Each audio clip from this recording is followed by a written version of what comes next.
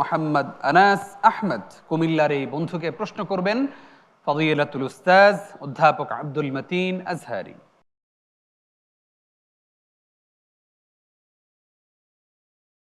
আসসালামু আলাইকুম ওয়া রাহমাতুল্লাহি ওয়া বারাকাতুহু। وعليكم السلام ورحمة الله وبركاته. محمد أنس أحمد كمان أتسو؟ আলহামদুলিল্লাহ, উস্তাদ আপনি কেমন আছেন? الحمد لله.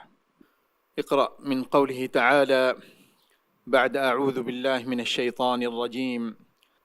ألم تر أن الله يسبح له من في السماوات والأرض يسبح له من في السماوات والأرض والطير صافات.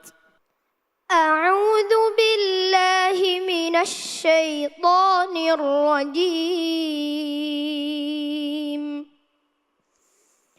بسم الله الرحمن الرحيم.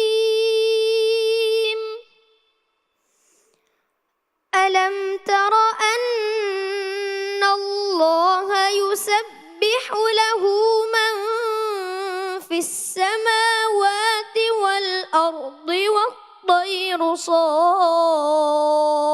صافات كل قد علم صلاته وتسبيحه والله عليم بما يفعلون.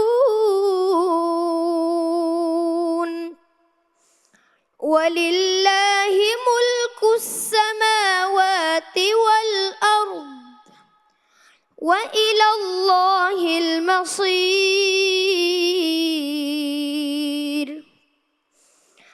ألم تر أن الله يزجي سحابا ثم يؤلف بينه ثم يجعله ركاما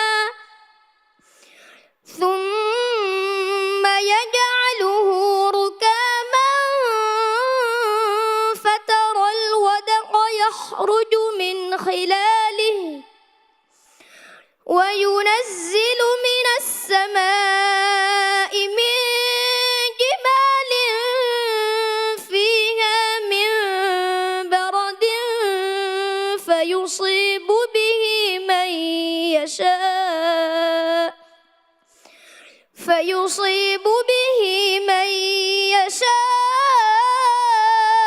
ويصرفه عن من يشاء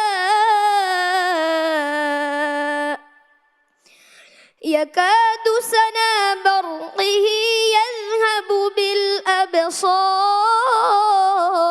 بالأبصار يقلب الله الليل والنهار إن في ذلك لعبرة لأولي الأبصار والله خلق كل دابة من ماء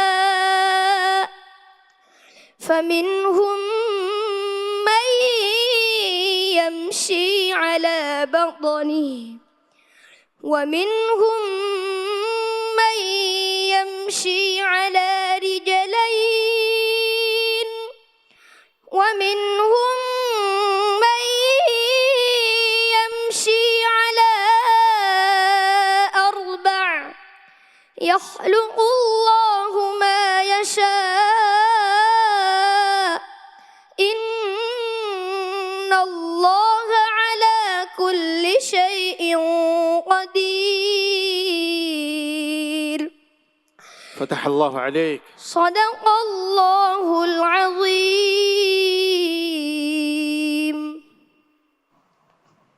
মাশাআল্লাহ, আমাদের কুমিল্লার বন্ধু আনাস আহমদ সুন্দর একটি তিলাওয়াত আমাদেরকে উপহার দিল। আমরা তার তিলাওয়াত সম্পর্কে মন্তব্য শুনতে চাই প্রশ্নকারী ওস্তাদের কাছ থেকে। বিসমিল্লাহ, মাশাআল্লাহ।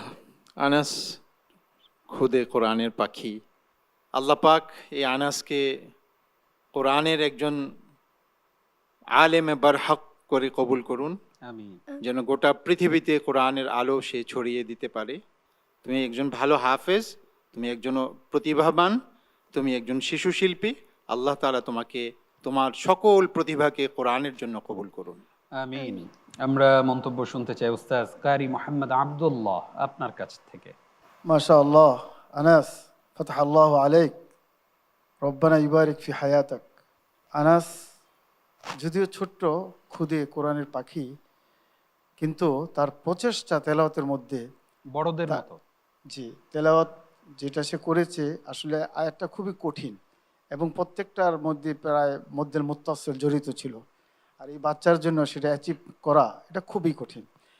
কিন্তু আমি তোমার ওস্তাদের জন্য দোয়া করব, যে ওস্তাদ তোমাকে প্রত্যেকটা ইবতিদা এবং যেখানে শেষ করবা প্রত্যেকটা জায়গাতে সে শেষ করার চেষ্টা করেছে। এবং আলহামদুলিল্লাহ আনাস, তোমার জন্য অনেক দোয়া। সুন্দর লাগছে তোমাকে, মাশাআল্লাহ। আরও চেষ্টা করো, বাংলাদেশকে তুমি বিশ্বের মাঝে তুলে ধরো। কিসের মাধ্যমে? কোরআনের মাধ্যমে। জি ইনশাআল্লাহ। বলো আমিন। আমিন। আমরা এবার মন্তব্য শুনতে চাই উস্তাজ আবু সালেহ মোহাম্মদ মুসা আপনার কাছ থেকে। আনাস আহমদ, তোমার নামের সাথে একজন বিখ্যাত সাহাবীর নাম আছে, তুমি জানো? হযরত আনাস রাদিয়াল্লাহু তাআলা আনহু খুব কাছে ছিলেন নবীজির। তুমি এমন ভাবে তৈরি হও, তেলাওয়াত মাশাআল্লাহ প্রাণবন্ত, খুব সুন্দর, দিলে দাগ কাটে, শুনতে মনে চায়। অন্যরকম একটা স্বাদ আছে, আকর্ষণ আছে তোমার তেলাওয়াতের ভিতরে, যে কাউকে আকৃষ্ট করবে তোমার দিকে চুম্বকের মতো। আল্লাহ তোমাকে আমার প্রিয় বানান, পুরা বিশ্ববাসীর কাছে প্রিয় বানান, আল্লাহর কাছে তুমি প্রিয় হও। আমিন। আমিন। জাযাকাল্লাহ খাইর। আনাস, তোমার পরিবারে কে কে আছেন? আমার আম্মু, আমার আব্বু, আমার 2 ভাই বোন। 2 ভাই বোন। তুমি বড়? তোমার বড় ভাইয়া আছে? বোন? আচ্ছা আচ্ছা, মাশাআল্লাহ। কয় বছর বয়সে তুমি হিফজ করেছো? মানে কতদিন লেগেছে তোমার হিফজ করতে? 2 বছর। 2 বছর। মাশাআল্লাহ। কোথায় হিফজ করেছো? কুমিল্লা। কুমিল্লায়। মাশাআল্লাহ, তোমার তেলাওয়াত অনেক সুন্দর। বিটিভির এই মিনহাজুল কোরআনে তুমি এসেছো, আমরা খুবই আনন্দিত। আগামী দিনগুলোতে আরো সুন্দর তেলাওয়াত আমাদেরকে উপহার দিবে, কেমন? জি ইনশাআল্লাহ। ইনশাআল্লাহ। আসসালামু আলাইকুম ওয়া রাহমাতুল্লাহি ওয়া বারাকাতুহু।